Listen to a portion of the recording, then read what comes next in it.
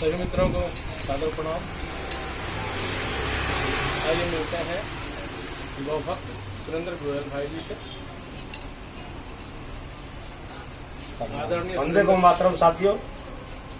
आदरणीय सुरेंद्र गोयल जी, जिन्हें मैं वर्षों से जानता हूँ, कई बार इनका गव्य उत्पाद सम्मेलन में या गाय के ऊपर कोई भी आयोजन हो रहा हो, आंदोलन हो रहा हो, ऐसे जगहों पे इनसे मेरा मिलना हुआ और कई बार जंतर मंतर पे हम सब साथ रहे।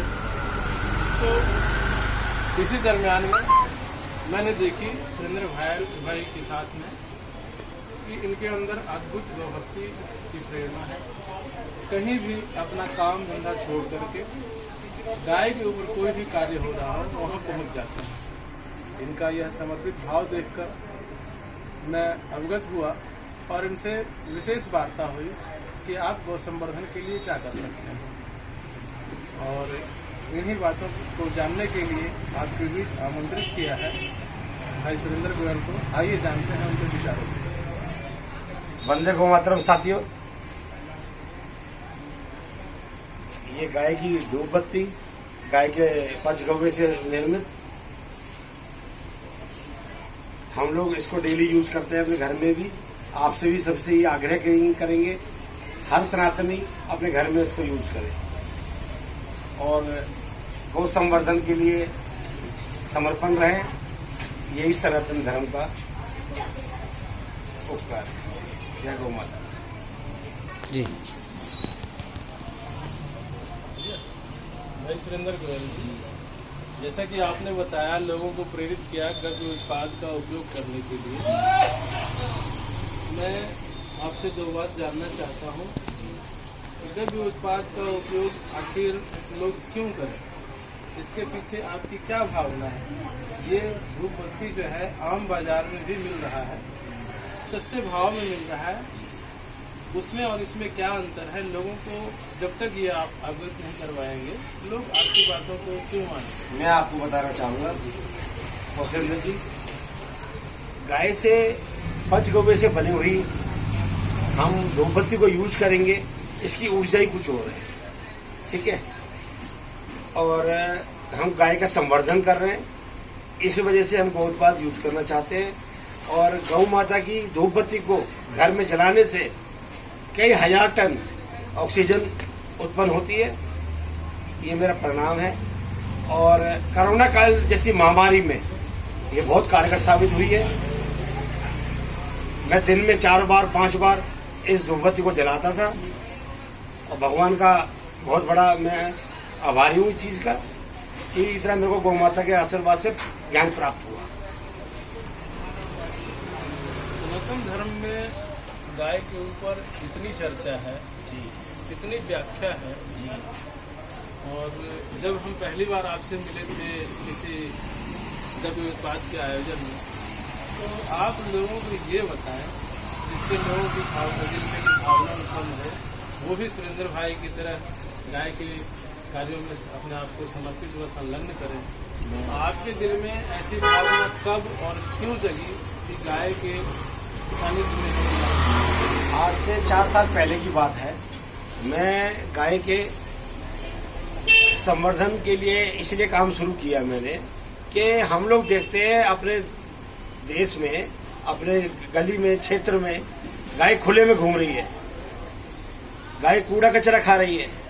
तो क्यों ना हम एक गौ माता को पालें, एक गौ माता का पालन करें, अपने घर में गौ माता रखें और उसके गौमूत्र से, गाय के गव्य से हम लोग उत्पाद बनाएं। गाय का दूध बहुत महत्वपूर्ण है, गाय का घी जो है वो भी बहुत महत्वपूर्ण है। इस तरीके से 5 गव्य हैं, गाय के पंचगव्य से हम सारे उत्पाद बनाएं, इससे गाय भी बचेगी और सबको रोजगार भी मिलेगा। ऐसी मेरी भावना, जब से मैं गौ माता से जुड़ा हूँ, ऐसा मैं गली गली में प्रचार करता हूँ। गौ माता का आशीर्वाद सानिध्य मेरे प्राप्त है। जैसा मुझे जानकारी है, आपने वर्षों निस्वार्थ भावना से गाय के गोबर से उत्पादित सीमेंट का जो है लोगों के बीच निःशुल्क जो है लोगों को बताते थे जाकर के। खूब मैंने गली गली में प्रचार किया जी। तो ऐसी भावनाओं से प्रेरित होकर के आपने गाय के लिए बहुत अच्छा सराहनीय कार्य किया है और इसके लिए लोगों को जो है आपसे सीखना चाहिए, प्रेरणा लेनी चाहिए। इन्हीं बातों के साथ जो है मैं आपको कुछ आगे की बात बताना चाहूँगा। गाय के उत्पाद को सिर्फ उपयोग कर गए हम गाय के ऊपर कोई एहसान नहीं कर रहे जी। बिल्कुल, गाय हमारे ऊपर एहसान कर रही है। गाय सनातन की धुरी है, सनातन सभ्यता का जो है हम कल्पना भी नहीं कर सकते गाय के बगैर। गाय की तो आखिर ऐसी क्या विडंबना आ गई, क्या ऐसा परिस्थिति उत्पन्न हो गया कि गाय जो है आज हमारी तरफ आश्रित है? उसका मूल जो है क्या कारण है, आपको क्या लगता है? ऐसा है कि हम लोग गाय की अहमियत नहीं समझ रहे। सबसे पहले तो मैं ये बताना चाहता हूँ सभी देशभक्तों को कि गाय की अहमियत जानना चाहिए कि गाय हम गाय से कुछ ले नहीं रहे, गाय हमें खुद दे रही है, लेकिन हमें प्राप्त करना नहीं आ रहा। तो गाय माता का हर चीज उपयोगी है।